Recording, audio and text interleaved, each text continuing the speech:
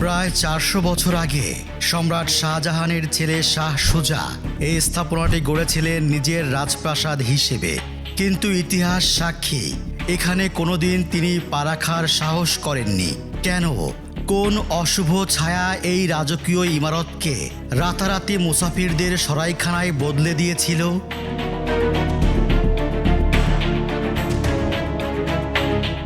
লোকমুখে ফিসফাস, এর মাটির নিচে আজও লুকিয়ে আছে লালবাগ কেল্লাগামী সেই সুড়ঙ্গ। কেউ বলে এই ভগ্নস্তূপের দেয়ালের ওপার থেকে আজও ভেসে আসে প্রাচীন কোনো হাহাকার। আজ আমরা সেই রুদ্ধশ্বাস নীরবতা ভাঙব, ক্যামেরা নিয়ে নামব এমন এক জায়গায় যেখানে প্রতিটি ধূলিকণা এক একটা গোপন রহস্য। পুরান ঢাকা মানে কি সরু গলি আর বিরিয়ানি? একদমই না। এলাকার প্রতিটি কোণে রয়েছে ইতিহাসের হাতছানি। আজ আপনাদের সঙ্গে নিয়ে এমন দুটি মুঘল স্থাপনা দেখাবো যা আপনাদের নিয়ে যাবে 400 বছর আগের কোনো এক সময়। দর্শক, চলুন তাহলে ইতিহাসের গলিপথে হেঁটে আসা যাক। বুড়িগঙ্গা নদীর তীরে যেখানে ঢাকার জন্মলিপি লেখা হয়েছিল, সেখানে আজও কিছু ইট সুরকির কঙ্কাল দাঁড়িয়ে আছে। তারা কথা বলে না, কিন্তু তাদের নীরবতা চিৎকার করে শোনায় এক সোনালী অতীতের কথা। সেগুলোর একটি বড় কাটরা।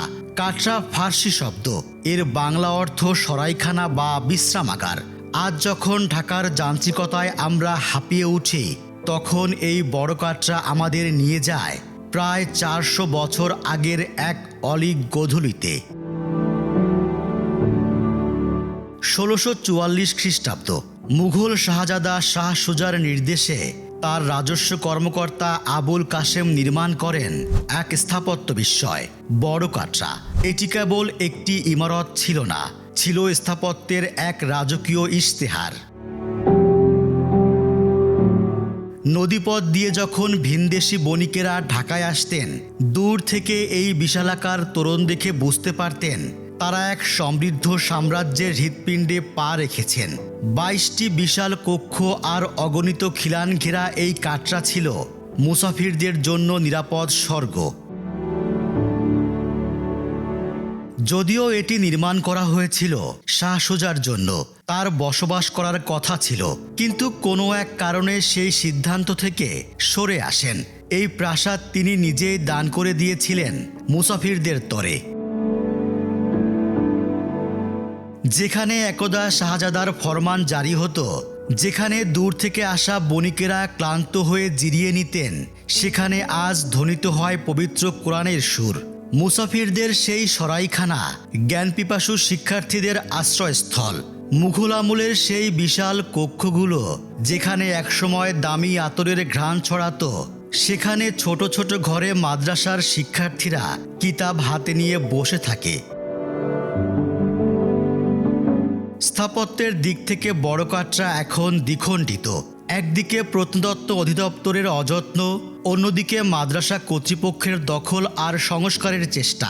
এই প্রতিষ্ঠানের চাপে কোথাও কোথাও ঢেকে গেছে মুঘল কারুকাজ, আবার কোথাও এই মাদ্রাসার কারণেই হয়তো টিকে আছে ধ্বংসের দ্বারপ্রান্তে থাকা এই বিশালাকার ইমারতটি। তবে বড় কাটরার এই তোরণটি ছাড়া আর কোনো কিছুই দৃশ্যমান নেই। বড় কাটরা থেকে বেরিয়ে হাঁটা ধরলাম ছোট কাটরার দিকে। সরু গলি আর দোকানের ভিড়ে আমি আসলে খুঁজছিলাম 400 বছর আগের সেই ঢাকার ঘ্রাণ। কিন্তু মনের কোণে একটা ভয় বারবার উকি দিচ্ছিল। বড় কাটরার যদি এই বেহাল দশা হয়, তবে ছোট কাটরা, যেটি ঐতিহাসিকভাবে আরও সংকুচিত ছিল, সেটি আজ কি অবস্থায় আছে জানি না। সেখানে আভিজাত্যের কোনো ছিটেফোঁটা অবশিষ্ট আছে কিনা। আশঙ্কাটাই সত্যি হলো। ছোট কাটরার সামনে দাঁড়িয়ে মনে হলো আমরা বোধহয় ইতিহাসকে শুধু অবহেলা করিনি, তাকে জীবন্ত কবর দিয়েছি। বড় কাটরার চেয়েও এর অবস্থা অনেক বেশি করুণ, অনেক বেশি বেহাল। কোথায় সেই সুবেদার শায়েস্তা খাঁর গাম্ভীর্য, কোথায় সেই মুসাফিরদের আশ্রয়? আজ দেয়ালের প্রতিটি ইটের খাঁজে শৈবালের আস্তর, খসে পড়া পলেস্তারা যেন এক একটি দীর্ঘশ্বাস। দুই পাশে দুটি তোরণ আছে ঠিকই, কিন্তু বাকি সব গেছে দখলদারের পেটে। আনুমানিক ১৬৬৪ সালে এই ইমারতটি নির্মাণের কাজ শুরু হয় এবং ১৬৭১ সালে শেষ হয়। সরাইখানা হিসেবে ব্যবহারের জন্য সুবেদার শায়েস্তা খাঁ এটা নির্মাণ করেন। এটি দেখতে অনেকটা বড় কাটরার মতো হলেও আকৃতিতে ছোট, এ কারণেই হয়তো এর নাম হয়েছিল ছোট কাটরা। তবে ইংরেজ আমলে এতে বেশ কিছু সংযোজন করা হয়েছিল। ১৮১৬ সালে খ্রিস্টান ধর্মপ্রচারক লিওনার্দো এখানে ঢাকার প্রথম ইংরেজি স্কুল খুলেছিলেন। ১৮৫৭ সালে এখানে প্রতিষ্ঠা করা হয়েছিল ঢাকার প্রথম নর্মাল স্কুল। ১৯ শতকের শেষের দিকে অথবা ২০ শতকের প্রথম দিকে ছোট কাটরা ছিল নবাব পরিবারের দখলে।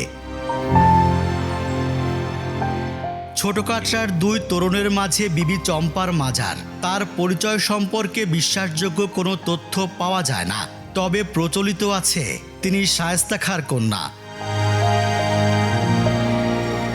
বড় কাটরার মতো এখানেও মূল নকশার কোনো অস্তিত্ব নেই। চারদিকের সেই ঘেরাও করা দেয়াল, বাগান কেবলই বইয়ের পাতায় কাল্পনিক রেখা। বাস্তবে যা আছে তা হলো অযত্নে পড়ে থাকা এক স্বাধীন কাঠামো। তোরণটি দাঁড়িয়ে আছে ঠিকই, কিন্তু তার চোখে আজ আর স্বপ্ন নেই, আছে কেবল এক নিদারুণ অপমান।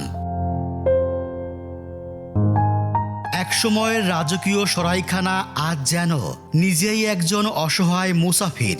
নিজের ঘরেই তার কোনো জায়গা নেই।